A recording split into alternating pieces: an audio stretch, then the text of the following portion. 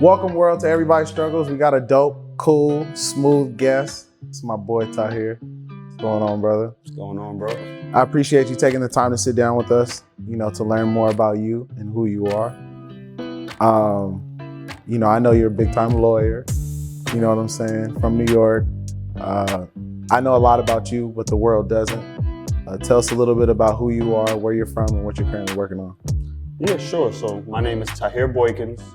I am an attorney, a litigation attorney, here at a big law, AmLaw 100, they call it, firm in Los Angeles. Doing a lot of, employment litigation, consumer litigation, business litigation, some investigations. Originally from New York, Long Island, came out here to LA recently, coming up on my 3-year anniversary. Just looking for a change and really do something different than get stuck in New York, you know what I'm saying? Right. But looking forward to it. That's crazy. I can't believe it's 3 years because we literally met a week before you moved here. Yeah. That's crazy. So how was it growing up in, Long Island? So I grew up in a town called Central Islip. It's in Suffolk County. It's it's primarily Black and Hispanic. Relatedly, I should say we're not going to have the best school systems and all of that. So I grew up in a semi-rough neighborhood, but I really wouldn't say it was that rough. But there's a lot of drugs and stuff in the area, so that always contributes. I think that you surround yourself with the right people. You can make any experience great. And I had very lucky to have very great parents and a strong support system at home. So, growing up there wasn't terrible. I got into a little bit of trouble here and there, but who didn't? I stayed on the straight and narrow for the most part and got good grades and was able to make it out of there. But, the neighborhood is full of good people, I'd say, no matter what. You just got to actually know them. Make it happen. Yeah. So we're going to learn a little bit more about yourself. What's the hardest thing you've ever dealt with in your life? So I would say the hardest thing I've ever dealt with was part of my move here to Los Angeles. I've been very fortunate in my life to not to lose a lot of people close to me and deal with struggles like that. But in my first 2 years here, I lost 3 people that were close to me. Wow. Sorry to hear that. It's all right. Thank you. And I think that, it was tough in itself just to lose people, and even more tough because I hadn't really lost too many people in my life, or people that I was very close with, maybe I knew or associated with, that I was close with.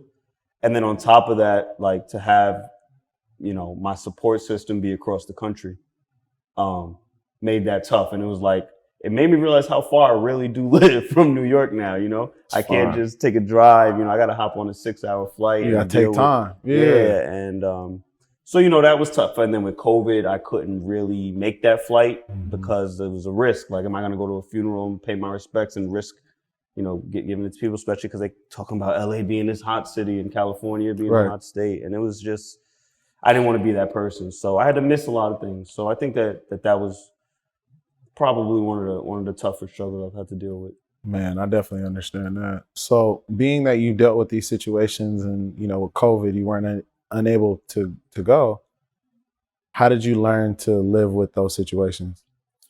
Yeah, I think, you have to. There's really no other option. There's nothing to fix per se. So you just really have to, surround yourself with good people because at the end of the day, you just can't control that. You can't change that past. There's nothing else to do. And if you dwell on it, it's just going to bring you maybe negative energy, and you want to focus on the positive, the good stuff that those people introduce into your life, and do things that they will want to see you do. Right. And then surround yourself with good people who can inspire you to do more and do better and just stay focused. And, that's what I've tried to do. And I think that was, you one of the first people I met out here. So like that relationship with you and the fellas, like, that was very helpful in that process. Man, and we always try to be there for you, whenever you need it. So appreciate it. I guess a village is everything when you move to a new spot. Yeah. What are some of the life struggles that you've had? So life struggles, I would say I've got chronic back pain. And I feel like nobody really told me that. I think once in college, like I remember my mock trial coach, he was this older black attorney. He used to play for the St. John's ball team. Like he was super like, he was aggressive, and he would just be like, why are you sitting like that? Sit up in your chair, because I would be leaned over the table because I'm writing, I'm taking notes, I'm ready to object. And that's how I was focused. He would tell me to sit up, but he didn't really tell me why. And I realized, I went to a chiropractor after having this back pain, and they were like, and they took pictures and x-rays, and they were like, this is how you should be standing, and this is how you stand.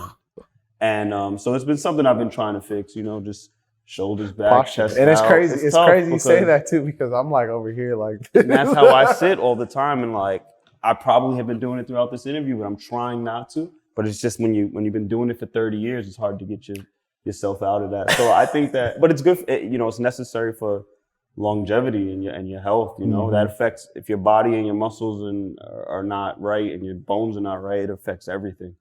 So just really trying to get closer and better with my health and wellness, because another life struggle is, high cholesterol, things like that. So, really just got to do it all, hit the gym, things like that, man. It's been great. And it's crazy because when you first moved here, that was some of the stuff that we had first talked about, like really like trying to get it together. And now look where we are. We're really consciously aware of it now. Yeah.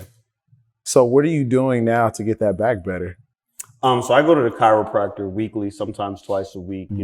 It's more than the adjustments. It's also like the correction in the sense of, stretching your neck back, putting it back in the right position. They have these machines, physical therapy, things like that. Gives you an extra inch. Yeah, bro. I mean, it really just pulls there's this machine that pulls my head like away from my shoulders while I'm laying down. It feels great, because that's where all my tension is, Yeah. But yeah, I mean, exercise and yoga. I definitely started doing yoga, especially these last couple months I had off in between jobs.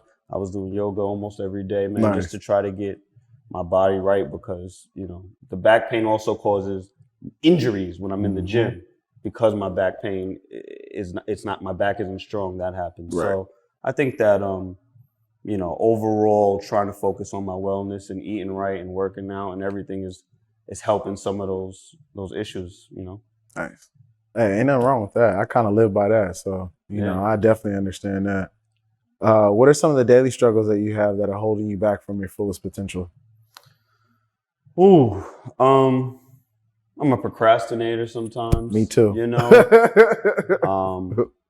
And I do sometimes think I need better focus. As an attorney, you have to be detail oriented, and I think that I am, but I also feel that like I can easily get distracted from what I'm doing and then have to go back to it. And once you go back to it, you always got to go back a little bit to get back into your flow. And so if I could just stay focused, I try to like get my phone in a different room and no distractions and lock in and get through stuff. But, there's always distraction. There's always something you got to do.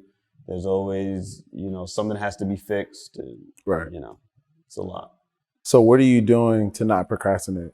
I mean, you said it a little bit, put the phone out of the room, but what else are you doing? Really staying organized and making your list of what needs to be done. Almost in a sense prioritizes the procrastinating, but in a way that's healthier, because I know what is last. Right. So I'm procrastinating on that because I know I have to do these other things. And so once I do that, it's on my list of things to do. So once I get to it, I'm just going to do it. I'm not going to wait until the day before. It's next on the list. Let me knock it out now. Right. I mean, the day after, excuse me. But it's next on the list. Let me knock it out now. Yeah, I think just kind of that organization and that writing things down, almost like manifestation of it, and make it happen. It's really all it is. That's beautiful, man. So now, because you've been through all the things you've been through, and we talked about some of the things that we talked about, what's your outlook on life now? I think my outlook on life is that you got to enjoy it. There's a lot of different ways to enjoy life. Right. So, you got to make sure that it's a productive way, something that's healthy. Good for you, good for your people. But, you know, overall, don't get stuck doing something you absolutely hate unless it allows you to do something you absolutely love. Right. You know? But at the end of the day, you need to be enjoying your overall life. So that's what I try to aim for. Hey, that's beautiful, and that's a good way to live. What's your ultimate goal in life? Ooh, ultimate goal in life is sounds kind of corny and cliche, but I think to be like a dope family man. Mm-hmm. You know, like a good father and husband and because that's really where the happiness comes from. Like you said, like I said before, you know, I want to enjoy life, and I think that how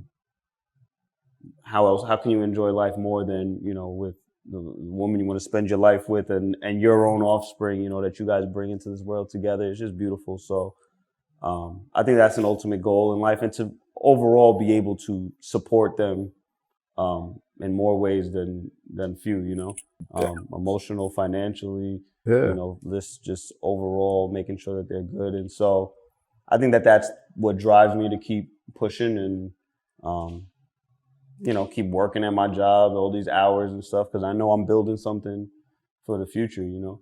I just started a new job. So I was talking to one of my coworkers because I knew her from my old job when she was there too. Yeah. So she's in New York. So I was talking to her and she's telling me about this new bonus structure. And there's like an extra bonus if you like have a 100% utilization rate or something. And like, it's all about billing your hours. Right. But at the end of the day, I was like, that bonus sounds nice, you know, that's a nice bonus. But, you know, it's like, is the money that really making everything worth it? And not always, but in a case where, you know, I'm getting married next year. I'm going to start that family eventually. It's coming. So that bonus that money is important for that, you know, not just because it's, you know, not for materialistic things, but to support, you know. Nice. And I got family back home too. I got to make sure they're good. You got to build that legacy. Yeah. So my last and final and favorite question is, if you were to give someone advice that looks like you or that has been through the same situations as you, what would you tell them?